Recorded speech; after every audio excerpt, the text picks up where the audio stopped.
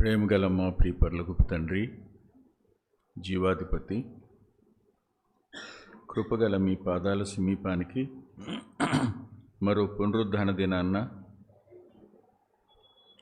ఈ నీ సహవాసంతో కూడా కలిసి నీ దాసుడనైన నేను మీ పాదాల సమీపానికి మీ ప్రియకుమారుడు మా రక్షకుడు అయిన యేసుక్రీస్తు ప్రభువారి పరిశుద్ధ నామంలో వస్తున్నా. మీరు నీ లేఖనంలో నుంచి మాతో మాట్లాడతారని, మమ్మల్ని బలపరుస్తారని, మేము తీసుకోవలసిన నిర్ణయాల వద్ద నమ్మకస్తులమై సంపూర్ణంగా మీ మీద ఆధారపడి ఈ లోకంలో నీ కొరకు, మీ నామ మహిమ కొరకు జీవించే కృపనిస్తారని నమ్మి స్తుతిస్తున్నాం.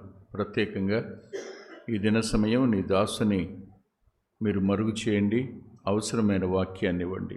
యేసుక్రీస్తు ప్రభువారి పేరిట ప్రార్థిస్తున్నాం తండ్రి, ఆమేన్.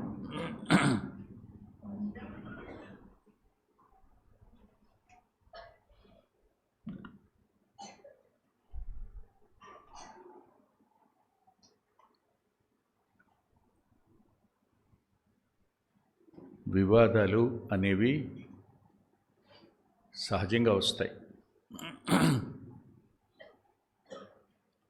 వివాదాలు అనేవి సహజంగా వస్తాయి. మొదటి వివాదం వచ్చినప్పుడు శీలను అంతియోక్కి పంపారు. వివాదాన్ని సద్దనపడానికి అన్యులకు ఏం చెప్పాలో యెరూషలేము నుండి శీల యోధులను పంపడం ద్వారా అప్పటి వివాదం సద్దనిగింది. ఇప్పుడు రెండవ వివాదం అంతియోకులో వచ్చింది. అంతియోకులో వచ్చిన రెండవ వివాదం మార్కును గురించినది. మార్కు విషయంలో పౌలు, బర్నబాలు అభిప్రాయ భేదాలు వచ్చాయి. అభిప్రాయ భేదాలు వచ్చినప్పుడు పౌలు, బర్నబాలు విడిపోయారు. ఈ వివాదం వద్ద యెరూషలేములో ఉన్న శీల పౌలుకు సహకారి అయ్యాడు. వీరిద్దరూ విడిపోవడానికి ముందు వారు అనుకున్న మాట ఏమిటంటే, అపోస్తుల కార్యాల గ్రంథం 15వ అధ్యాయం 36వ వచనం. కొన్ని దినములైన తరువాత ఏ పట్టణముల్లో ప్రభువాక్యం ప్రచురించితిమో ఆయా పట్టణములో ఉన్న సహోదరుల ఎదురుకు తిరిగి వెళ్ళి వారు ఎలాగున్నారో మనము చూతుమని పౌలు బర్నబాతో అనెను. పౌలు, బర్నబా వాక్యం చెప్పి వచ్చేసాము, వాళ్ళు ఎలా ఉన్నారో వెళ్ళి వాళ్ళని చూసొద్దాం. వారు స్థిరంగా ఉన్నారా, లేదు వారి ఆత్మీయ జీవితంలో తరిగారా, స్థిరపరచటం మన బాధ్యత కదా అని పౌలు బర్నబాతో చెప్పాడు. కానీ బర్నబా వెళ్ళే అవకాశం లేకపోయింది. బర్నబా ప్రేమను ఆధారం చేసుకున్నాడు, పౌలు క్రమశిక్షణను ఆధారం చేసుకున్నాడు. ఇక్కడ వారిద్దరూ విడిపోయారు. విడిపోయినా మిషనరీ గుంపు రెండయింది. కంగారేం పడక్కర్లా. అయితే అనుకున్న పని మాత్రం మిగిలిపోయింది. ఈ మిగిలిన పనిని సంపూర్తి చేయడానికి పౌలుకు శీల సహకారి అయ్యాడు. గతంలో చెప్పాను, శీల ఎలాగో ప్రముఖుడో అతని కొన్ని లక్షణాలు చెప్పుకుంటూ వచ్చాం. ఇప్పుడు అదే శీల పౌలు వెంట ప్రయాణమయ్యాడు. చూడండి, 15వ అధ్యాయం 40-41 వచనాలు. పౌలు శీలను ఏర్పరచుకొని సహోదరుల చేత ప్రభు కృపకు అప్పగింపబడిన వాడై బయలుదేరి సంఘములను స్థిరపరచుచు సిరియా, కిలికియా దేశముల ద్వారా సంచారము చేయుచు ఉండెను. అంటే ఆ పట్టణాల్లో ఉన్న, ఆ దేశాల్లో ఉన్న విశ్వాసులను స్థిరపరిచే పని శీల ద్వారా, పౌలు ద్వారా జరిగింది. రెండు వివాదాలకు శీల జవాబుగా కనిపించాడు నాకు. వివాదాలు వస్తాయి, కానీ వివాదానికి జవాబుగా నిలబడడం అనేది ఆత్మీయమైన ఔన్నత్యం. తాను ఏ వివాదంలోకి పోలా, కానీ ఆ వివాదాలను అణిపే పని మాత్రం చేశాడు. ఆ వివాదాలను తొలగించాడు. ఆ వివాదం సద్దనిగట్టు చేశాడు. అనుకున్న కార్యం సఫలమయ్యేట్టు చేయటం దగ్గర శీల తన వంతు చేసినట్టుగా నాకు అనిపించింది. నమ్ముకోవడం వేరు, నమ్ముకున్న వారిని స్థిరపరచడం వేరు. రక్షించబడడం వేరు, రక్షించబడిన వారు క్రీస్తు ప్రభువులో స్థిరులు కావడం వేరు. కారణం ఏంటంటే, సహజంగా లేఖనంలో ఒక మాట ఉంది చూడండి. ఎఫ్సి పత్రిక 4వ అధ్యాయం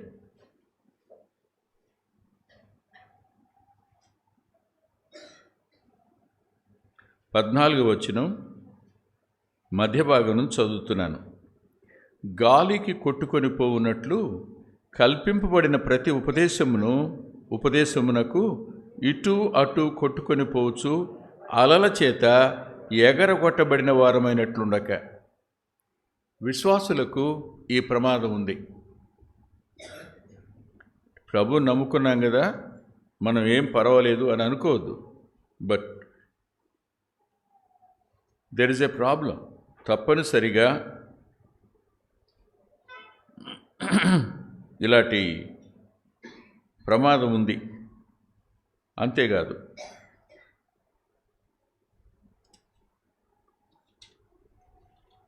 పేతురు గారు రాస్తూ మరో మాట కూడా చెప్తాడు. ఏమని చెప్తాడంటే,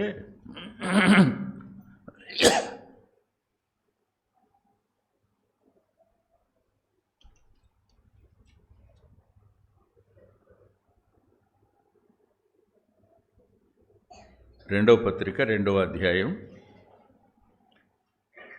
18వ వచనం 2వ భాగం. తానే శరీర సంబంధమైన దురాశలు గలవారై తప్పు మార్గమందు నడుచువారిలో నుండి అప్పుడే తప్పించుకున్న వారిని మరులు కొల్పేవాళ్ళు ఉంటారు. గాలికి ఇటు అటు కొట్టుకుని పోయే ప్రమాదం రక్షించబడిన తొలినాటి బాల్యావస్థలో ఉన్న విశ్వాసులకు ఉంది. అంతేకాదు, వీరు మరులు కొల్పబడే ప్రమాదంలో కూడా ఉంటారు. ఊరికినే మోసం చేస్తారు, ఊరికినే పడిపోతారు. ఇలాంటి వారిని స్థిరపరచడం అనే పని శీల పౌలుతో కలిసి చేశాడు. 2 వివాదాలు. ఒకటి, అన్యులైన వారు మొదట యూదుల ఆచారం జరిగిస్తేనే క్రైస్తవులు అవుతారు అనే వివాదాన్ని యెరూషలేము నుండి వచ్చి, యెరూషలేము వారు పంపగా వచ్చి సరిచేసి ఇక్కడి నుంచి సమాధానంతో వీడుకోలు తీసుకుని వెళ్ళిపోయాడు. లెక్క చెప్పాడు. తిరిగి వీరిద్దరి మధ్యలో గొడవ వచ్చినప్పుడు మళ్ళా శీల పౌలుకు సహకారి అయి వచ్చి ఏది పౌలు బర్నబాలు అనుకున్నారో దాన్ని నెరవేర్చిన వాడుగా అతడు పౌలు వెంట సహకారిగా ఉన్నాడు. సహకారిగా ఉండడం అనేది చిన్న పనేం కాదు, చాలా పెద్ద పని. పౌలు గారు ఫిలిప్పీ సంఘానికి రాస్తూ ఇలా అంటాడు, వారు నాకు సహకారులు అని 4వ అధ్యాయం 3వ వచనంలో అంటాడు.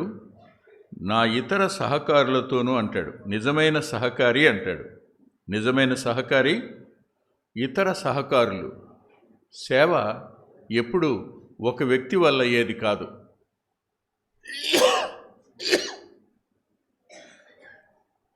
మీరే ఆలోచించండి. ఇక్కడ నిలబడిన ఈ వెంకటరత్నం అనేవాడు చేసిన పనిలో వాడొక్కడి వల్ల కాదు. వాడొక్కడే చేసిన పని కాదు ఇది. చాలామంది సహకారులు ఉన్నారు. వారందరూ కష్టపడ్డారు. రాత్రి పగలు మెలకుగా ఉన్న దినాలు ఉన్నాయి వారికి. నాకంటే ఎక్కువగా వారు నాతో కలిసి ప్రయాసపడ్డారు. వారందరి ఫలితం ఇవాళ మనం చూస్తున్న ఈ పరిచర్య. వారి పేర్లు, వారి జీతం నిత్యత్వంలో ఉంటుంది. వారికి పేరు ప్రఖ్యాతులు రాకపోవచ్చు, ఘనత రాకపోవచ్చు, వారు లైట్లో కూడా రాకపోవచ్చు. వాళ్ళు ఒక స్థానంలోనికి వచ్చి కనపడను కూడా కనపడకపోవచ్చు. జస్ట్ సహకారులుగానే ఉండొచ్చు. కానీ ఒక మాట చెప్తున్నాను, యుద్ధం చేసిన వాడికి ఎంత జీతమో సామాను వద్ద కావలి ఉన్నవాడికి కూడా అంతే జీతం. తేడా ఏముండదు. ఈ సహకారిగా ఉండడం దగ్గర ఎంత ఓర్చుకోవాలో మీకు తెలీదు, ఎంత సహకరించాలో మీకు తెలీదు. ఒక పెద్ద సేవకుని వెంట, అంటే వయసు వచ్చిన సేవకు, పెద్దవాడంటే నేను అది కాదు, వయసులో పెద్దవాడైన సేవకుని వెంట ఉండేటప్పుడు సహజంగా గర్వించే ప్రమాదం ఉంటుంది.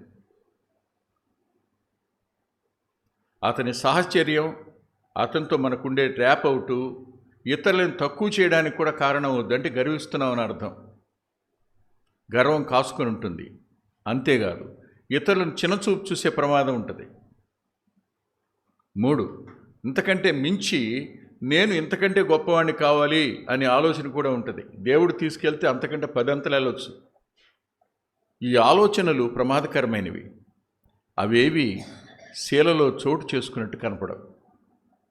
సహకారిగా తన వంతు తాను చేశాడు. చేయడం మాత్రమే కాదు, ఇతనిలో ఒక అద్భుతమైన సంగతిని మనం చూస్తాం తర్వాత. ఇప్పుడు చూడండి, అపోస్తుల కార్యాల గ్రంథం 16వ అధ్యాయం. 16వ అధ్యాయం వచ్చినప్పుడు 4వ వచనం ఇలా రాస్తుంది: ఆయా పట్టణముల ద్వారా వెడుచు యెరూషలేములోనున్న అపోస్తలులను పెద్దలను నిర్ణయించిన విధులను గైకొనుటకు వాటిని వారికి అప్పగించిరు గనుక సంఘములు విశ్వాసమందు స్థిరపడి అనుదినము లెక్కకు, సంఘాలు స్థిరపడడానికి, అనుదినము లెక్కకు విస్తరించడానికి పౌలు ఒక్కడే కారణమా?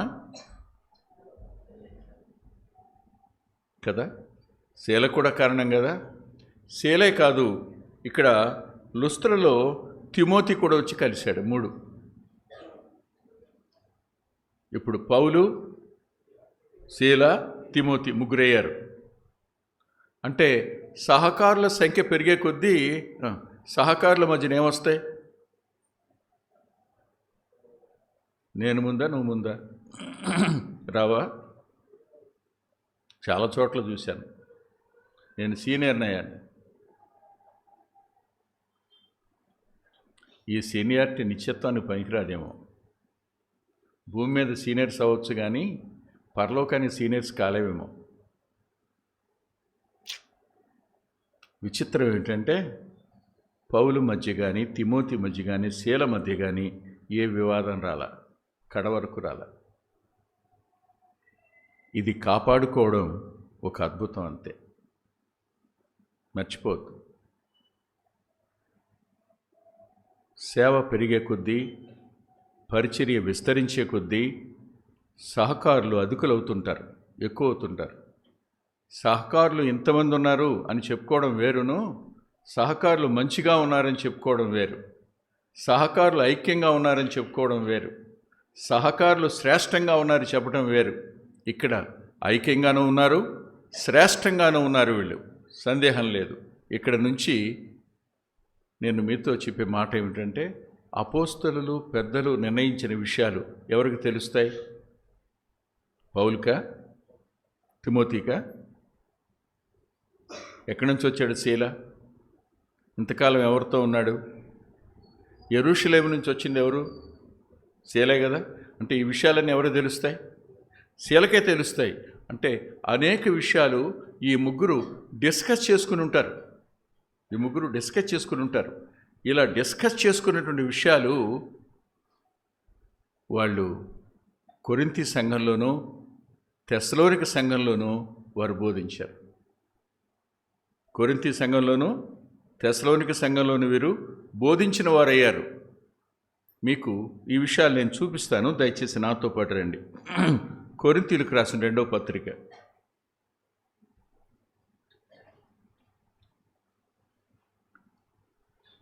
మొదటి అధ్యాయం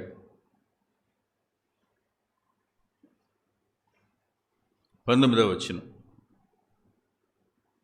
మా చేత అనగా నా చేతను, సిల్వాను చేతను, తిమోతి చేతను మీలో ప్రకటింపబడిన దేవుని కుమారుడగు యేసుక్రీస్తు అవునని చెప్పి కాదనువాడై ఉండలేదు, కానీ ఆయన అవును అనువాడై ఉన్నాడు.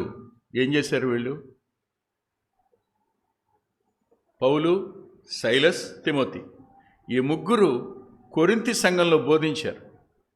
తెస్సలోనిక సంఘంలో కూడా బోధించారు. తెస్సలోనిక సంఘంలో ఉన్న లోపాలన్నీ వీరు ఎరుగుదురు. అందుకని మీరు తెస్సలోనిక పత్రిక దగ్గరికి రండి.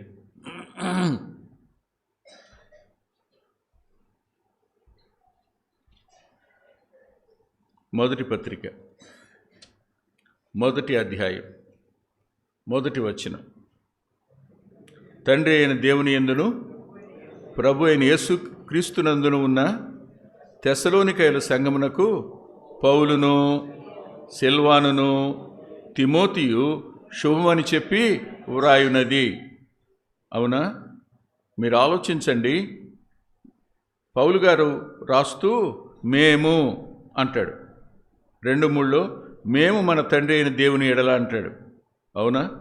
మేము అనే మాటలు ఎవరున్నారు? సిల్వాను, శీలా ఉన్నాడు, తిమోతి కూడా ఉన్నాడు.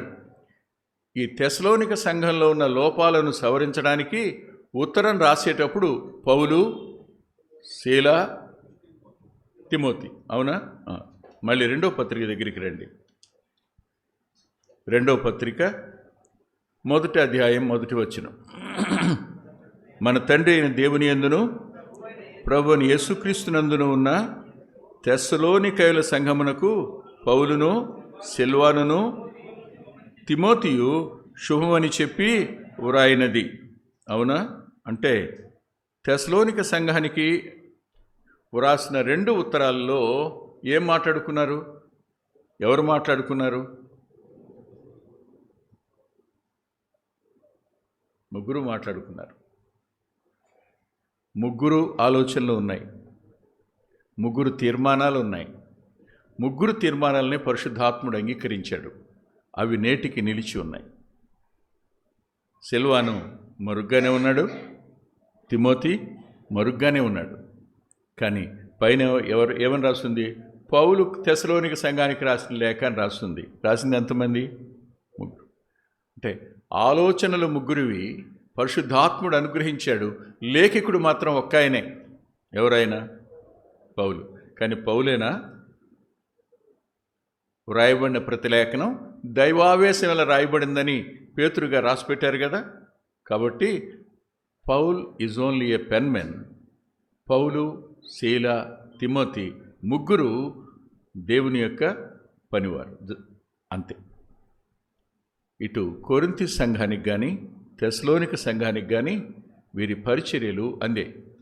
వీరు కొరింథీకు వెళ్ళినట్టు ఎక్కడుందో చూడండి. అపోస్తల కార్యాల గ్రంథం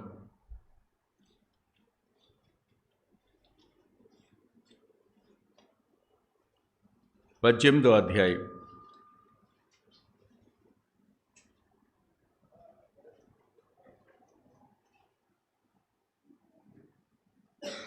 ఐదవ వచనంలో శీలా, తిమోతి అనుంది కదూ. 8వ వచనం రండి. మరియు కొరింథులో అనేకులు విని విశ్వసించి బాప్తిస్మము పొందిరి.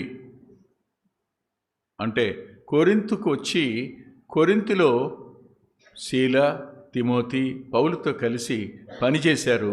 అక్కడ అనేక మంది విశ్వాసం ఉంచి వారు ఏమయ్యారు కదా. తిరిగి ఇప్పుడు రండి. అపోస్తల కార్యాల గ్రంథం 17వ అధ్యాయం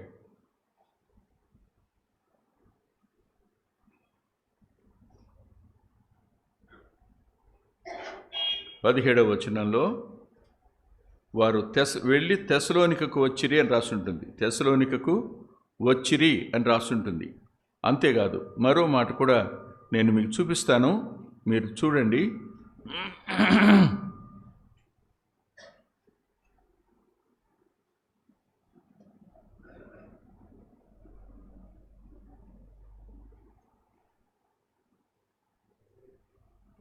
17వ అధ్యాయం 4వ వచనం. వారిలో కొందరును భక్తిపరులకు గ్రీకు దేశస్థులు చాలామందియు ఘనత గల స్త్రీల్లో అనేకులను ఒప్పుకొని పౌలుతోనూ ఎక్కడ తెస్సలోనికలో కొరింథీలో సంఘం విస్తరించింది, తెస్సలోనికలో కూడా సంఘం విస్తరించింది. ఎవరి పని? పౌలు ఒక్కని పని కాదు ఇది. పౌలుతో కలిసి శీల పని చేశాడు. అందుకనే శీలను కలుసుకొనిరని రాశాడు. లూక్ గారు రాస్తున్నాడు ఈ మాట, పరిశుద్ధాత్మ దేవుని ద్వారా లూక్ పెన్మెన్గా రాస్తున్నాడు. ఇప్పుడు ఆలోచించండి, శీల అనే వ్యక్తి మనకు ఒకే ఒక చోట కనపడతాడు, అంతకుమించి ఇంకెక్కడ కనపడినట్టు ఉండడం. కానీ ఇంకా దిక్చేస్తూ ఉంటే చాలా విషయాలు కనపడతాయి. అక్కడికి వెళ్ళడానికి ముందు మనం ఈ మరో చోటుకి వెళదాం. దయచేసి చూడండి.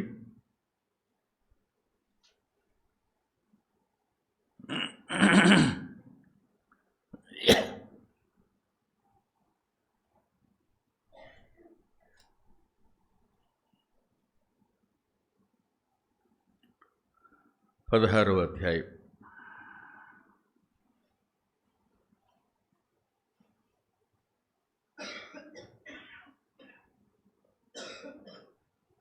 16వ వచనం. మేము ప్రార్థనా స్థలమునకు వెళ్ళుచుండగా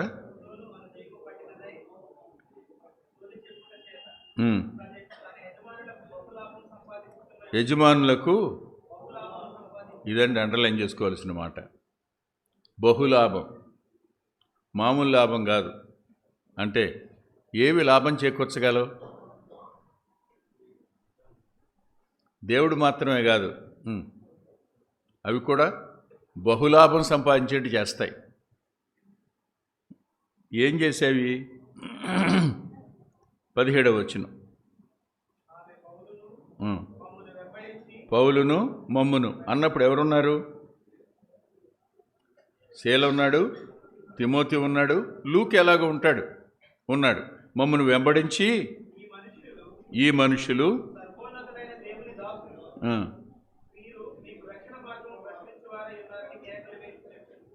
అవును, రైటే చెప్పిందిగా ఈ అమ్మాయి, చిన్నది రైటే చెప్పిందిగా. పౌలు గారు ఎందుకు మరి ఆపారు?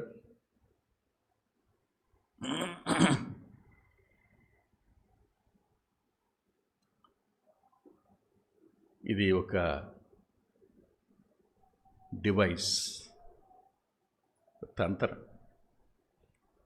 మొట్టమొదట అపవాది ఒక వ్యక్తిని గురించి మంచి సాక్ష్యం ఇస్తాడు,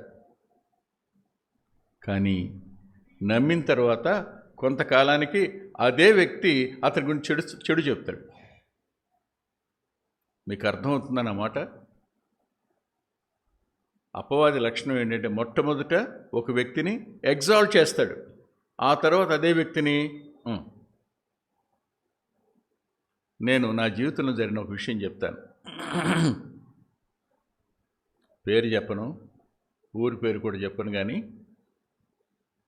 జరిగిన సందర్భం ఏమిటంటే, నేను తమ్ముడు శేఖర్, విజయ్ కుమార్, వేణు, రాధబాబు, రాజు, యేసుపాదం, ఇంకా కొద్దిమందివి, వీళ్ళ పేర్లు జ్ఞాపకం ఉన్నాయి. నడిచి ఆ ఊరు వెళ్ళాం. బాగా చీకటి పడింది. ఊరంతా మమ్మల్ని చూసి బహు ఆశ్చర్యపోతున్నారు. మామూలు ఆశ్చర్యం కాదు, బహు ఆశ్చర్యపోతున్నారు. ఎందుకు ఆశ్చర్యపోతున్నారో మాకు తెలీదు. మేము ప్రార్థనా స్థలానికి వెళ్ళాం. ఆ సేవకుడు వచ్చాడు, వాక్యం అంతా అయిపోయింది, కూర్చొని భోంచేస్తాం. అప్పుడు ఒక మాట చెప్పాడు, మీరు రాకముందే మీరు వస్తున్నారని ఊళ్ళో తెలిసిపోయిందని. ఏం జరిగింది అంటే, ఎవరికో ఇలాగే పట్టిందట. ఆ సేవకుడు వెళ్ళి గద్దించి ప్రార్థన చేస్తూ ఉంటే, నీ బతుకంతా మాకు తెలుసురా, నువ్వా నాకు చెప్పేది అని మాట్లాడి ఒక అరగంట సేపు సేవకుడు కేకలేయటం, ఆ అమ్మ ఎదురు కేకలేయటం. ఒక హాఫ్ అన్ అవర్ తరువాత అమ్మో అదిగో వచ్చేస్తున్నాడు, వెలుగు వచ్చేస్తుంది, నేను నీకు వెళ్ళిపోతాను అని వెళ్ళిపోవడం. ఆ వెళ్ళిపోయిన పావు గంటకు మేము లోపలికి వచ్చాం. ఇప్పుడు మమ్మల్ని ఎలా చూస్తారు? అదే ఇంకా ఊళ్ళో చాలామంది ప్రభువుని నమ్ముకోవడానికి కారణమైంది. ప్రభువుని నమ్ముకోవటానికి కారణమైంది. ఆ సంవత్సరం మీటింగ్లో వాక్యం చెప్తున్నాను నేను. చెప్తూ ఉండగా ఇదే అమ్మాయి అప్పుడేమో దురాత్మ, ఇప్పుడేమో మీకు అర్థమవుతుంది, ఇప్పుడేమో పెద్ద ప్రసంగం చేస్తున్నాం. మీ నాన్న మారుమనసు పొందాడా? ఏమని ఎవరికి చెప్తాను వాక్యం? మొన్నేమో అమ్మో నేను ఉండలేను వెలుగు, ఇప్పుడేమో మీ నాన్న మారుమనసు పొందలా, నువ్వు ఎవరికి చెప్తావు? ఏం చేస్తుంది దురాత్మ? వాడు గణపరిచి చివరికి నష్టపరచడం వాడి పని. అందుకనే ఎక్కడా వాళ్ళు నోరు తెలిసి వాడి సాక్ష్యాన్ని ప్రభువు కానీ అపోస్తలుడు కానీ అంగీకరించినట్టు చూడం. మన వాళ్ళకి చాలా సంతోషం వాళ్ళతో మాట్లాడించటం, ఎప్పుడు మాట్లాడినవటం సరైంది కాదనిపిస్తుంటుంది నాకు. సరిగ్గా పదే చూడండి ఏమని రాశాడు అక్కడ. ఆమె ఈలాగు అనేక దినాలంట, ఒకరోజు కాదు, 2 రోజులు కాదు, 3 రోజులు కాదు, ఎన్ని రోజులు చేసిందో తెలీదు. అన్ని రోజులు తలకాయ ఉంచుకుని పోతానే ఉన్నారు. చివరికి ఒక రోజున పౌలు గారు ఓర్చుకోలేక ఏమల్లా, నువ్వు ఆమె వదిలిపో అన్నాడు. అంతే, వెళ్ళిపోయింది. ఇప్పుడు ఏం పోయింది? దురాత్మ పోవటం జరిగింది. కానీ దురాత్మ పోయి ఈ అమ్మాయి మామూలు స్థితిలోకి వచ్చినందుకు, పిచ్చి చేష్టలు మానినందుకు ఎవరికి సంతోషం లేదు. ఏం పోయిందని బాధపడుతున్నారు? ఇప్పుడు లాభం పోయిందని బాధపడుతున్నారు. అవునా? ఆ రోజైనా ఈ రోజైనా చాలామంది క్రైస్తవులకి చాలా కోపం వస్తుంది. అసలు మన వల్ల ఏంటి నష్టం, సమాజానికి నష్టం ఏంటి అంటారు. మొత్తానికి కోపం వచ్చింది వాళ్ళకి. కోపం వచ్చినప్పుడు ఎవరిని లాక్కెళ్ళాలి చెప్పండి మీరు? ఈ పని చేసింది ఎవరు? ఎవరిని లాక్కెళ్ళారు? చదవండి. ఎందుకు? Why silence? మాట్లాడండి. లోకం కూడా ఇతడు సహకారి అని గుర్తించింది.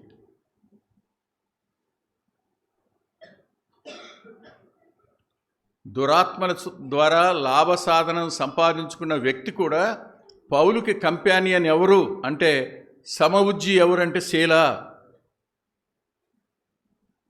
అన్ని విషయాల్లో అతను బలపరిచేది ఎవరంటే శైల. ఎవరు ఇతని కోసం ప్రార్థన చేసేదంటే సైలస్. అందుకని ఇద్దరిని లాక్కుపోయారు. తిమోతిని వదిలేశారు, లూకాను వదిలేశారు. ఈడ్చుకెళ్ళింది ఎవరిని? శీలని. అవునా? ఇప్పుడు నేను అడుగుతాను, నీ వెంట రావటం వల్ల నాకు ఎన్ని అవమానాలు అని ఒక మాట అన్నాడా? పౌలు వస్త్రాలు లాగేశారట, శీల వస్త్రాలు కూడా లాగేశారు. ఇది వెస్ట్రన్ కంట్రీస్లో ఇలాంటి శిక్ష ఉండదు, ఈస్టర్న్ కంట్రీస్లో ఉంటుంది. బట్టలోడ తీసేయటం ఇవన్నీ మనోళ్ళు చేసే పనులే. మన పక్క ఓరియంట్ పీపుల్. పౌలు వస్త్రాలు లాగేశారు, శీల వస్త్రాలు లాగేశారు. ఇప్పుడు ఇద్దరు ఎవరు చెప్పండి? ఎవరి కోసం? ప్రభు కోసం. నా ప్రభు వస్త్రాలు లాగేయలేదా? నన్ను లోకము ద్వేషించింది, నన్ను లోకం హింసిస్తుంది, మిమ్మల్ని కూడా ద్వేషించి మిమ్మల్ని కూడా హింసిస్తుంది. అంతేగా? దేని గుండా వెళ్తున్నారు వీళ్ళు? మహిమా మార్గం గుండా ప్రయాణం చేస్తున్నారు, శ్రమల మార్గంలో ప్రయాణం చేస్తున్నారు. ఆ మార్గంలో నడిచి వెళుతున్న వాళ్ళిద్దరూ పౌలు, శీల. ప్రభు కోసం దిగంబరులయ్యారు. అక్కడ రాస్తాడు, బెత్తాలతో కొట్టమని ఆజ్ఞాపించారట న్యాయాధిపతులు. కొట్టారు. 23వ వచనంలో వారు చాలా దెబ్బలు కొట్టి, చాలా అంటే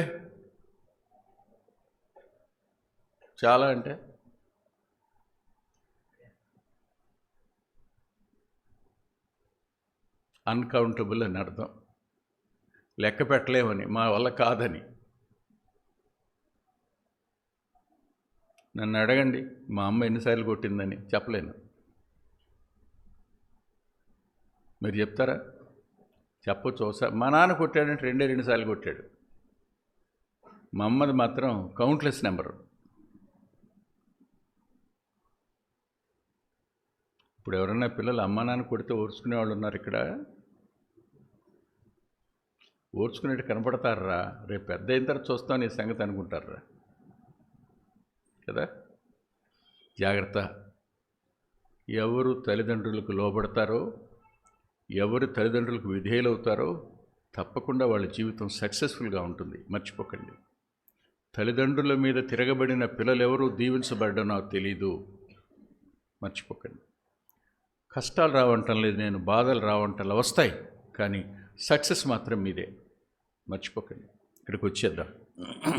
చాలా దెబ్బలు కొట్టారంట. అంటే ప్రభు కోసం చాలా దెబ్బలు తిన్న కౌంట్లో ఎవరున్నారు? పౌలు ఉన్నాడు, శీలా ఉన్నాడు. అంటే దెబ్బలు తినటంలో కూడా సమానమే. దిగంబరత్వంలో సమానమే, దెబ్బలు తినటంలో కూడా సమానమే. చూడండి, కొరింథీ సంఘానికి రాస్తూ పౌలు గారు ఏమని రాశారో చూడండి. మొదటి పత్రిక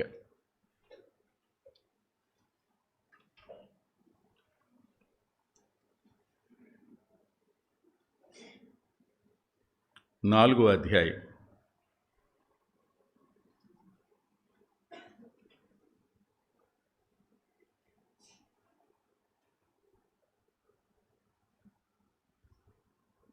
11, 12 వచనాలు.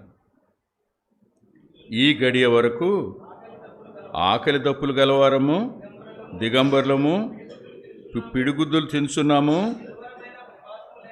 నిలవరమైన నివాసము లేక ఉన్నాము, స్వహస్తములతో పనిచేసి కష్టపడుచున్నాము, నిందింపబడి దీవించుచున్నాము, హింసింపబడి ఓర్చుకొనుచున్నాము. చాలా హింసింపబడి ఓర్చుకుంటున్నాం. హింసింపబడి పౌలు ఓర్చుకున్నాడు, హింసింపబడి శీల కూడా ఓర్చుకున్నాడు. నాకు ఒక ఆశ్చర్యం. వీళ్ళు తిరగబడితే వాళ్ళు ఏం చేసేవాళ్ళు?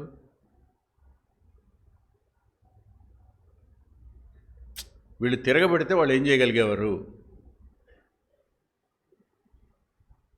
మాట్లాడలేదు మీరు. ఎలా తిరగబడతారంటారా? తిరగబడడానికి ఇద్దరి దగ్గర అద్భుతమైన ఆయుధం ఉంది. ఇద్దరు సామాన్యులు కాదు. ఆ జైల్లోంచి బయటకు వచ్చినాడు పౌలు అంటాడు, రోమీలమైన మమ్ములని అంటాడు. శీల కూడా రోమా పౌరసత్వం కలిగిన వాడే. ఇద్దరి దగ్గర ఏముంది చెప్పండి? రోమన్ సిటిజన్షిప్ ఉంది. ఎవరినా మీరు కొట్టేది? ఎవరనుకున్నావు నన్ను అన్నారనుకున్నా. ఇంతే సంగతులు. న్యాయాధిపతులకు నోరు పడిపోద్ది, చేతునాళ్ళు చేతులు పడిపోతాయి. దేన్ని బట్టి? భయాన్ని బట్టి. కానీ ప్రభు కోసం ఓర్చుకొనిచున్నామన్నమాట. అందుకోసం వాళ్ళు తమ ఘనతను అడ్డం పెట్టుకుని దిగంబరత్వాన్ని, హింసని తప్పించుకోలా. దే ఒబేయిడ్. పౌలుతో పాటు తాను కూడా దిగంబరత్వానికి, హింసకు, దెబ్బలకు అప్పగించుకున్నవాడుగా శీల కనపడతాడు. వాస్తవం అండి. శ్రమలో ఒకరు తోడుంటే, దుఃఖంలో ఒకరు తోడుంటే, అవమానంలో ఒకరు తోడుంటే, ఆకలి దప్పిక దగ్గర ఒకరు తోడుంటే ఎలా ఉంటుంది? గుర్తించండి, fellowship is only the weapon to conquer the Kingdom of Satan. సాతాను సామ్రాజ్యాన్ని గెలవడానికి సహవాసం ఒక్కటే గొప్ప ఆయుధం. అది 10 మందా, 20 మందా, 200 మంది కాదు, ఇద్దరున్న చాలు. ఇప్పటి వరకు వెనక ఉండి జరిగించిన అపవాది ఇప్పుడు నేరుగా జరిగించడానికి ప్రయత్నించినప్పుడు చాలా రోజులు ఓర్చుకున్నవాడు ఒక్కరోజున బయటికి అన్నాడు పోయి. ఇప్పుడు ఆ అమ్మాయి బాగుపడింది, కాకపోతే వాళ్ళ లాభం పోయింది. మనుషులు బాగుపడడాన్ని కోరుకోరు. ఏం కోరుకుంటారు? లాభాపేక్షే కలిగి ఉంటారు. ఈ కారణం చేత వీళ్ళిద్దరినీ దిగంబరులు చేయటం, చాలా దెబ్బలు కొట్టడం, కొట్టేసి ఏం చేశారు?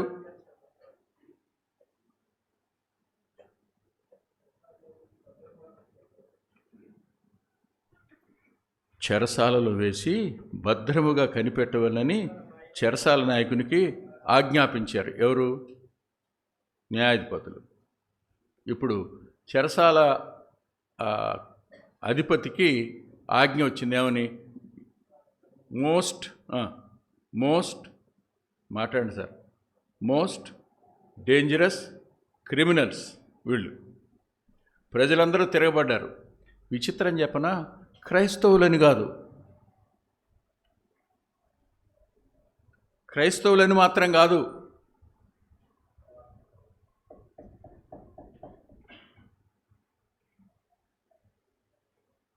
క్రైస్తవులని కాదు. ఎవరో చూడండి, 16వ అధ్యాయంలో ఏమంటారు వాళ్ళు? 20వ వచనం, ఈ మనుషులు యూదులయ్యుండి, అది క్రిస్టియన్స్ అని కాదు, యూదులు. శీలా యూదుడే, పౌలు కూడా యూదుడే, అంటే అబ్రహాం సంతానం. వీళ్ళు యూదులయ్యుండి అన్యులు కూడా చేయనటువంటి పనులు ఏం చేశారు? మోపడానికి ఒక నేరం ఉందా? లాభ సాధన పోయినప్పుడు ఎన్ని అబద్ధాలైనా ఆడతారు, ఎన్ని నిందలైనా మోపుతారు. వీళ్ళు క్రైస్తవులని వాళ్ళకి తెలియదు. వీళ్ళు యూదుల మీద మిగతా వాళ్ళకి హేట్రేడ్ ఉంది. రెండవ ప్రపంచ యుద్ధానికి కారణమే అది.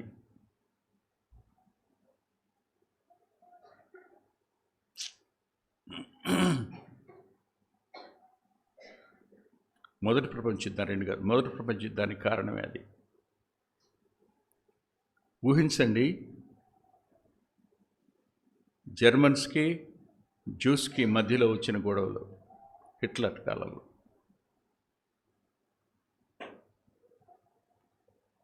మేము సుప్రీం అని వాళ్ళు, మేము సుప్రీం అని వీళ్ళు. వీళ్ళిద్దరి మధ్య అధికారం ఎన్ని లక్షల మందిని బూడిద చేసిందో చెప్పడానికి వీలు కాదు. యూదులే. యూదుల మీద సనాతన కాలం నుండి ఇతరులకు ద్వేషం ఉంది. వీళ్ళల్లో ప్రత్యేకించుకోవడం, మాట్లాడకపోవడం, దూరంగా ఉండడం, ఏం చేసినా వీళ్ళు గెలవడం, వీళ్ళ మైండ్ అందరి మైండ్ కంటే కొంచెం సుప్రీంగా ఉండడం ఓర్చుకోలేరు. ఇప్పుడు దాన్ని బయటికి తెచ్చారు. వీళ్ళు యూదులు అన్యులు కూడా చేయని ఆచారాలు చేయడానికి వీళ్ళు ప్రేరేపిస్తున్నారు. ఎక్కడ ప్రేరేపించారు? ఏమీ లేదు. అంటే అబద్ధాలే వారి ఆయుధాలు. సత్యం కోసం నిలబడిన వాడికి దిగంబరత్వం, దెబ్బలు, చెరసాల తప్పదు, ఈనాడైనా. అయితే శీల యొక్క ఏక మనస్సు, శీలకున్న ఏకాత్మ, శీలకున్న ఏకభావం పౌలుతో కలిసి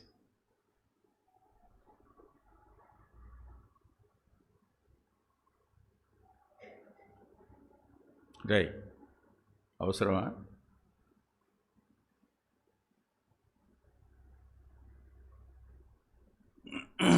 పెయింటింగ్ వేస్తున్నాడు పాపం కుర్రాడు.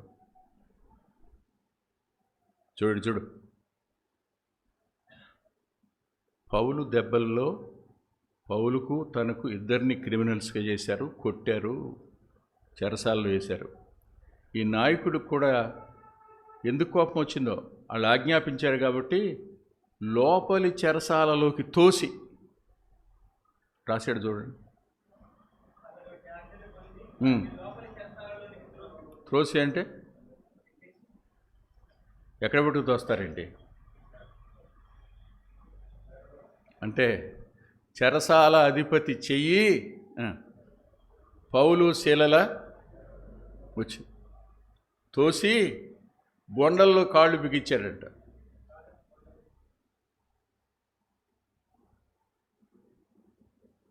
ఏమర్థమవుద్దు మనకైతే? కాళ్ళు నడవలేకపోతేనే కష్టం, బొండల్లో బిగిస్తే ఇంకా చాలా కష్టం. శ్రమ ఖచ్చితంగా ప్రభు నామం పేరట వస్తుంది, అవమానం వస్తుంది, హింస వస్తుంది, తిరస్కారం వస్తాయి, ఇవన్నీ వస్తాయి. కానీ కలిగి ఉండవలసింది ఏమిటి? ఇద్దరుగా. అర్ధరాత్రి అయిందంట. అర్ధరాత్రి అయినప్పుడు they both came to A conclusion. ఏమని? ఇంతమంది ఉన్నారు ఇక్కడ, వీళ్ళ కోసం ప్రార్థన చేద్దామని. ఎవరున్నారు అక్కడ? ఖైదీలు ఉన్నారు. ఖైదీల కోసం ఇప్పటివరకు ఎవరు ప్రార్థన చేశారు?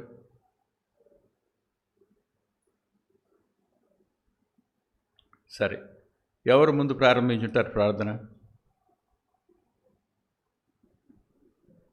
మీరే చెప్పండి. ఇప్పుడు నేను, నాతో పాటు ఇంకో తమ్ముడు ఎవరు ఉన్నారనుకోండి, ముందు ఎవరు ప్రార్థన ప్రారంభిస్తారు? ఒక్కోసారి ప్రారంభిస్తాను, కానీ ఎక్కువ సార్లు. అవునా?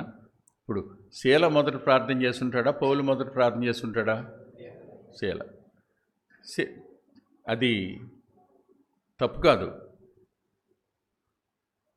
చెరసాలలో మొదట ప్రార్థించిన వ్యక్తి అయి ఉంటాడేమో అనిపించింది నాకు. First man to pray in the jail. ఏమని ప్రార్థించుంటాడు? ప్రభువా, తెలియక పౌలు మీద చేయేసాడు అధిపతి, ఫర్గివ్ హిమ్ లార్డ్, క్షమించు ప్రభువా. తన మీద చేయటం ఉంది కానీ కదా, అన్యుల కోసం అపోస్తలుడిగా పిలువబడిన వాడి మీద చేయేశాడు. ఎవరు ఆజ్ఞాపిస్తే దురాత్మలు వెళ్ళిపోయాయో అతని మీద చేయేశాడు. ఎవరు ప్రార్థన చేస్తే బాగుపడ్డారో వాళ్ళ మీద చేయేశాడు. అవునా? అక్కడి నుంచి ప్రారంభమైతే ఈ చెరసాల్లో ఎంతమంది ఉన్నారో, భార్యలకు దూరమైన వారు, పిల్లలకు దూరమైన వారు, సమాజానికి దూరమైన వారు, అన్యాయంగా ఎంతమంది ఇక్కడ చెరసాల్లో ఉన్నారో. మేము అన్యాయంగా వచ్చాంగా. మాలాంటి వాళ్ళు మావలే అన్యాయంగా నేరం మోబ్బడి చెరసాలకు వచ్చిన వాళ్ళు ఎంతమంది ఉంటారు? వీళ్ళందరి కోసం ప్రార్థన చేస్తున్నాను ప్రభువా. అయినా నేరం చేసిన క్షమించే మనసు ప్రభుత్వానికి లేదు, కానీ నీకు ఉంటుంది కదా ప్రభువా. నువ్వు క్షమించడానికి సిద్ధ మనసు కలిగిన వాడు కదా. ఎవరైనా తను తప్పు ఒప్పుకుంటే క్షమిస్తావు కదా. ఇదేగా ప్రార్థన? ఇంకా వేరుగా ఉన్న ప్రార్థన ఉంటుందా? ప్రార్థన చేస్తున్నప్పుడు మెల్లగా చేయలే, మెల్లగా చేయాలి. కొంతమందికి తెల్లవారుజాము లేచి బిగ్గరగా ప్రార్థన చేసే అలవాటు ఉంటుంది. ఆ అలవాటు ఇంట్లో వాళ్ళకి చాలా కోపం వస్తుంది. మీకు తెలుసా, బయట వాళ్ళు సంతోషిస్తారు. ఓహో, అప్పుడే లేచిపోయినట్టున్నాడు అన్న, అప్పుడే లేచిపోయినట్టుంది అక్క అనుకుంటారు. అనుకుని పండుకుని చెవినిస్తారు, మధ్యలో లేచి ఆళ్ళు కూర్చుంటారు. సరిగ్గా జ్ఞాపకం పెట్టుకోండి. ఇద్దరూ ప్రార్థన చేసి ముగించారు. ప్రార్థన చేసి ముగించగానే ఈ దెబ్బలు ఇవి వాళ్ళకి ఎలా మారి ఉంటాయి? నాకు ఓ వచనం జ్ఞాపకానికి వచ్చింది, చూపిస్తాను దొరికితే.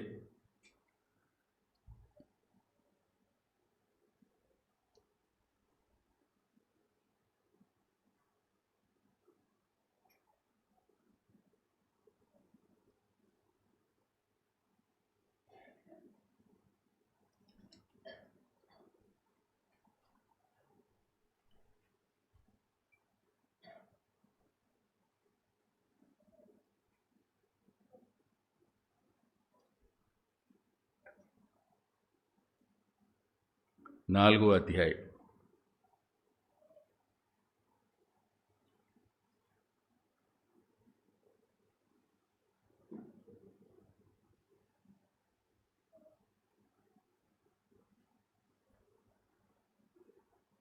29, 30, 31 వచనాలు. ప్రభువా, ఈ సమయమునందు వారి బెదిరింపులు చూచి రోగులను స్వస్థపరచుటకును నీ పరిశుద్ధ సేవకుడని యేసునామం ద్వారా సూచక క్రియలను మహత్కార్యములను చేయుటకు నీ చెయ్యి చాచి ఉండగా నీ దాసులు బహుధైర్యముగా నీ వాక్యమును బోధించినట్లు అనుగ్రహించుము. వారు ప్రార్థన చేయగా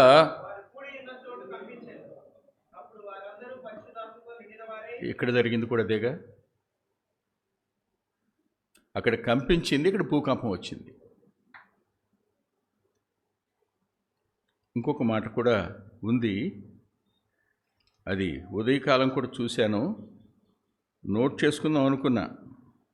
ఈలోగా మరి నేను పక్కకి వెళ్ళానో లేకపోతే ఎవరన్నా రావడం జరిగిందో సరిగ్గా గుర్తులేదు.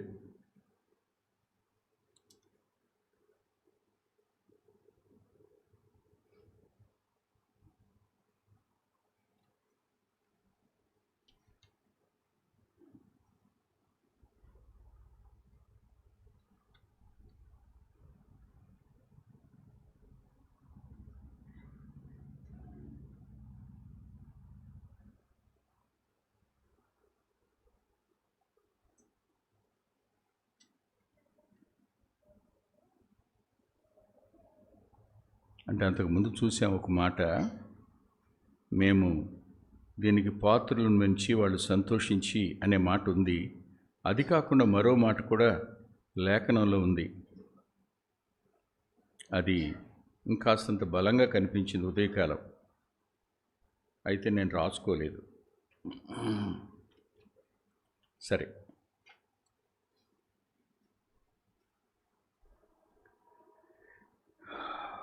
వాళ్ళు దేవుని కొరకు దెబ్బలు తినడం అనేది వారు భాగ్యంగా భావించారు.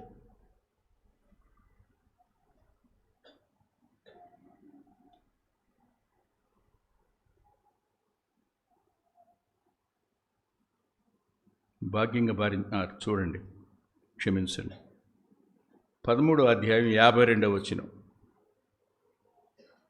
అయితే శిష్యులు ఆనందభరితులై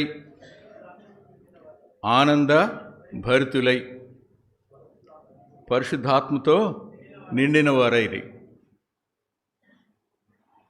పైన హింస రేగింది కదా 50వ వచనంలో,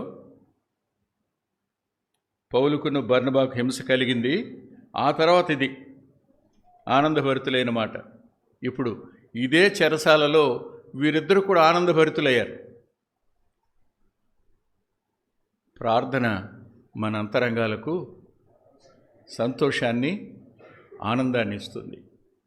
ఎవరికైనా సంతోషం కలిగినా వాళ్ళు ఏం చేయాలని చెప్పాడు యాకోబు గారు 5వ అధ్యాయంలో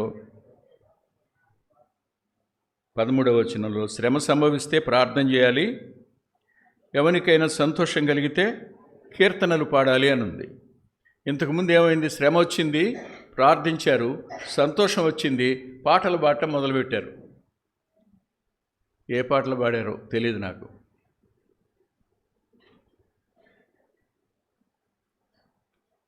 నిన్న ఎక్కడో నెల్లూరులో వాడు జాషువా ఇంతున్నాడు, వాడు యెహోవా నా బలమా అంటున్నాడు. యెహోవా నా బలమా, మాటలు సరిగ్గా అప్పుడే వస్తున్నాయి, నా బలమా అంటున్నాడు. నేను నిదానించి విన్నాను, నీ బలమా మా బలమా అని.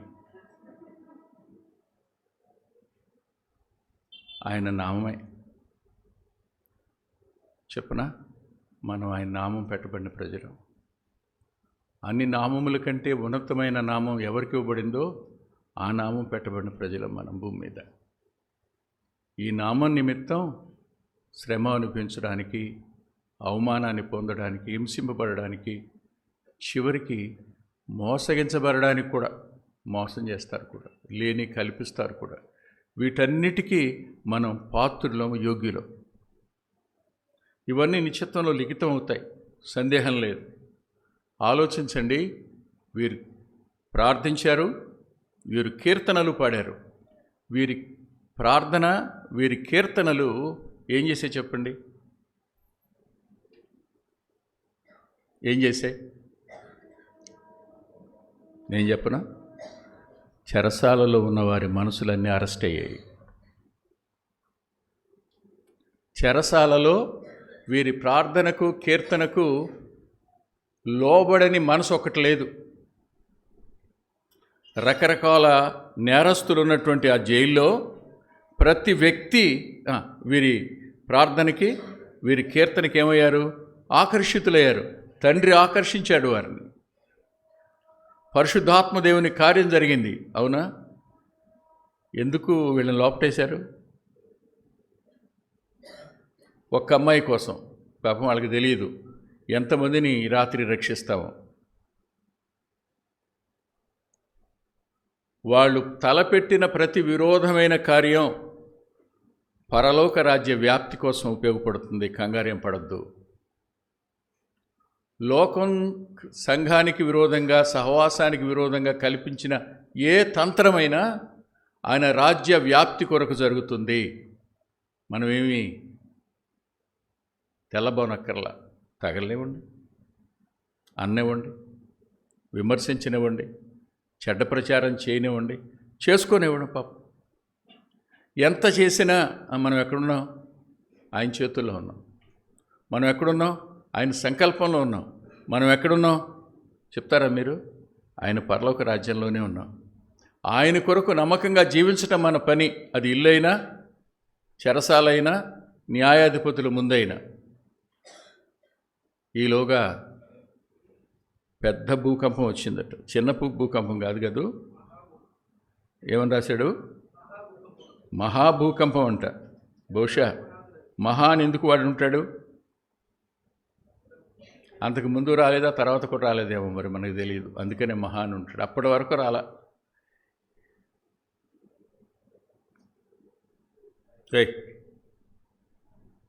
ఇందాక నుంచి ఆడుతున్నావు నువ్వు. వెనకాల ఉన్నవాళ్ళు ముందు పిల్లలు అలా చేస్తే ఓ దెబ్బ కొట్టండి, ఎవరు మిమ్మల్ని ఏమనరు.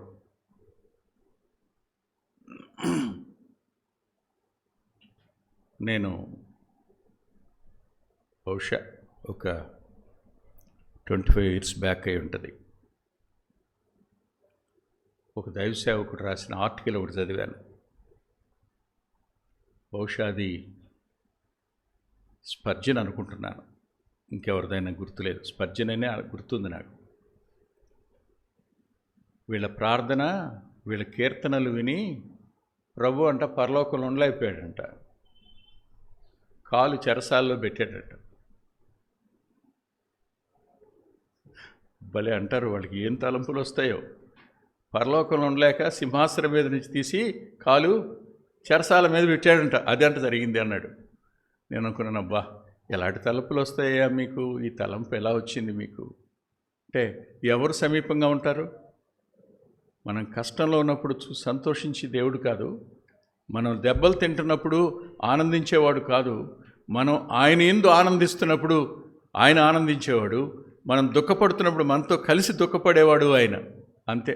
చెరసాల మొత్తం ఏమైంది చెప్పండి? ఇప్పుడు లక్ష్యం ఒకటే, వీళ్ళని చూడాలి, వీళ్ళ దగ్గరికి వెళ్ళాలి, వీళ్ళని చూడాలి, వీళ్ళ దగ్గరికి వెళ్ళాలి. ఈ ఆలోచనలో ఉండగా పరలోకం ఆశకొన్న ప్రాణం తృప్తిపరుస్తుంది కదా.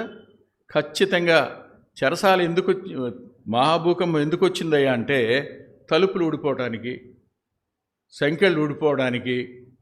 అందుకే తలుపులు తెరుచుకున్నాయి, సంఖ్యలు ఊడిపోయాయి. సహజంగా అయితే ఏం జరగాలి? ఇప్పుడు ఒక్కడు ఉండకూడదు. ఉంటాడా? వీళ్ళు రాజమండ్రి తలుపులు తీసి చూడండి, చంచలు కూడా తలుపులు తీసి చూడండి. ఎక్కడానికి కొంచెం అవకాశం ఉంటే చాలు, మళ్ళీ కనపడ్డావు. అందుకనే పైన ఐరన్ పెట్టి కరెంట్ పెడతారటికి. వచ్చింది ఎందుకు అంటే టు లిబరేట్, వాళ్ళని స్వతంత్రులుగా చేయడానికి. విచిత్రం, ఆ స్వాతంత్రాన్ని వాళ్ళు స్వార్థం కోసం వాడుకోలే, పౌలు శీలలను చూడడం కోసం పరిగెత్తారు. ఇప్పుడు ఏమయ్యారు చెరసాలలో? పౌలు శీలలు they became main attraction to the criminals. పాపం నేనంటాను, ఆ మహాభూకంపం వాళ్ళ కోసమే కాదు, చెరసాల నాయకుడు నిద్రలేపటానికి కూడా వచ్చింది. జైల్లో పాటలు పాడుతున్నప్పుడు మెలుకుల భూకంపం వచ్చినప్పుడు మేలుకున్నాడు. మేలుకుని లేచి చూస్తే తలుపులన్నీ తెరిచున్నాయి. గబాలన కత్తి తీసుకున్నాడు. అంటే అరిచి ఉంటాడు, అమ్మాయి ఇక నేను వెళ్ళిపోతున్నాను అన్నాడేమో, ఇక నా పని అయిపోయింది అన్నాడేమో. పౌలు గట్టిగా కెకేసి, ఎవరు ఎక్కడికెళ్ళా, అందరు ఇక్కడే ఉన్నారు, నువ్వు నిన్ను ఇంకేం హాని చేసుకోబాక అన్నాడు. ఎవరిని? లోపలికి తోచినవాడిని, బండలు బిగించినవాడిని అన్నాడు. నీకే హాని చేసుకోవద్దు అన్నాడు. క్రైస్తవ్యం ఎవరి క్షేమాన్ని కోరేదే కానీ ఎవరికి హాని తలపెట్టేది కాదు. అదే యూదులు అలా కాదు, పంటికి పన్ను కంటికి కన్ను. వీళ్ళు యూదులుగా చెరసాలో నిరూపించుకోరా, క్రీస్తుని వెంబడించేవారుగా నిరూపించుకున్నారు. న్యాయాధిపతి ముందు యూదులుగా వీళ్ళు నేరం మోబ్బడిన, చెరసాలలో క్రైస్తవులు నిరూపించుకున్నారు. అంతే. దీపం తీసుకుని లోపలికి పరిగెత్తుకొచ్చి అందరినీ చూసుకుని ఏం చేశాడు చూడండి, రాస్తాడు. ఎంత ఆశ్చర్యం!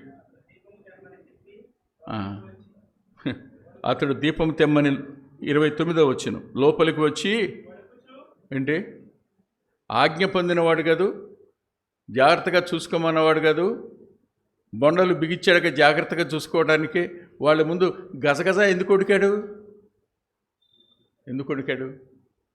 అయ్యా, ఈ రోజుతో నా ఉద్యోగం ఆఖరు, ఈ రోజుతో నా ప్రాణం ఆఖరు, ఈ రోజుతో నా కుటుంబం భవిష్యత్తు కూడా ఆఖరు. 3 అంతల నష్టం నాకు. నా ఉద్యోగం పోయేది, నా ప్రాణం పోయేది, నా కుటుంబం వీధులు పాలయ్యేది. ఈ 3ంటిని కాపాడిన వారు మీరు. గడగడ వణికాడు. వణికి ఏం చేశాడంట? పౌలుకును శీలకు కూడా సాగిలపడ్డాడు. అంటే ఒకానొక దినాన్న ప్రభు సింహాసనం మీద ఆసీనుడై ఉండగా, మీకు తెలుసా, ప్రతి వాని మోకాలు స్థితిదే, కానీ ప్రయోజనమే ఉండదు. ఏ ప్రయోజనం ఉండదు. ఇప్పుడు గుర్తిస్తే నిజంగా అప్పుడు ఆయనతో పాటు ఏలేవారుగా ఉంటాడు. ఇప్పుడు గుర్తించకపోతే అప్పుడు మోకరించి అయ్యో అనుకుంటాడు, ప్రయోజనమే ఉండదు. పౌలు శీలల ముందు గడగడ వణికి అని రాస్తుంది కదా, నేను గడగడ చేర్చానంతే. వణికి సాష్టాంగపడి ఏమన్నాడు? అయ్యలారా, ఇదేంటి అంటే రక్షణ అనే మాట new to the heathen world. యూదుల్లో వినపడదు రక్షణ అనే పదం, అన్యుల్లో వినపడదు రక్షణ అనే పదం. ఈ పదం ఆనాడు ఆశ్చర్యం. రక్షణ ఏంటిరా, రక్షణ ఏంటి, రక్షక భటులున్నారు, రక్షణ ఏంటి? అన్ని చోట్ల కాపాడతారు వాళ్ళు. బాడీ గార్డ్స్ ఉన్నారు, అన్ని చోట్లకి వస్తారా?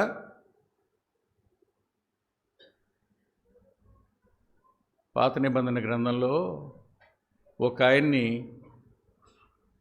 శీతల గదిలోకి వెళ్ళి వీళ్ళు చంపి పారిపోతే అతడు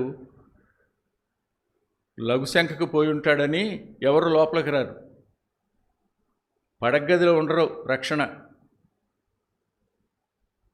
వాష్రూమ్లో ఉండరు, రక్షణ. అక్కడ కుదరదు, ఎక్కడైనా చంపొచ్చు. కానీ ప్రతి చోట రక్షించగలిగిన ఒకే ఒక వ్యక్తి ఆయన. ప్రతి స్థలంలోనూ రక్షించగలిగిన సామర్థ్యత గలవాడు ఆయన ఒక్కడే. తీర్పు నుండి, నరకం నుండి, మరణం నుండి, అపవాది నుండి, పాపం నుండి, లోకం నుండి రక్షించగలిగిన వాడు ఈయన. ఈ రక్షణ అనే పదం ఈ చెరసాల అధిపతి మనసుల్లో మారుమ్రోగుతూ వచ్చింది. అందుకనయ్యా, రక్షించబట్టక నేనేం చేయాలయ్యా అన్నాడు. లోకం నేటికి సంఘాన్ని అడిగే ప్రశ్న ఇదే. కానీ మన వ్యక్తిగత జీవితం పౌల్లాగా శీల్లాగా ఉంటే లోకం మనల్ని ప్రశ్న అడుగుతుంది. ఇలా లేం కదా మనం. కష్టం వస్తే ప్రార్థించాం, ప్రార్థన అనంతరం దేవుని మీద సణుక్కున్నాం. సంతోషం వస్తే కీర్తనలు పాడాం. మళ్ళీ నిరాశలో కూరుకుపోయి గావురుమని ఏడ్చి పట్టించుకోలేదండి ప్రభు అన్నాం. కానీ ప్రార్థనకు కీర్తనకు తగిన జీవితాన్ని మనలో లోకం చూడగలిగిందా? లేదు. అందుకనే మనం ఇంకా కొరతగల క్రైస్తవులు. ఆయన మరణం, ఆయన పునరుద్ధానం, శిలువ శ్రమలు, రక్తం ఎప్పటికీ నిరర్ధకంగా, కానీ మన జీవితాల వల్ల మాత్రమే ఆయన నామానికి అవమానం వస్తుంది. అది మనలో లోకం చూసిన రోజున మనల్ని తప్పకుండా అడుగుతుంది, రక్షణ పొందడానికి నేనేం చేయాలని. ప్రార్థన చేసుకుందాం.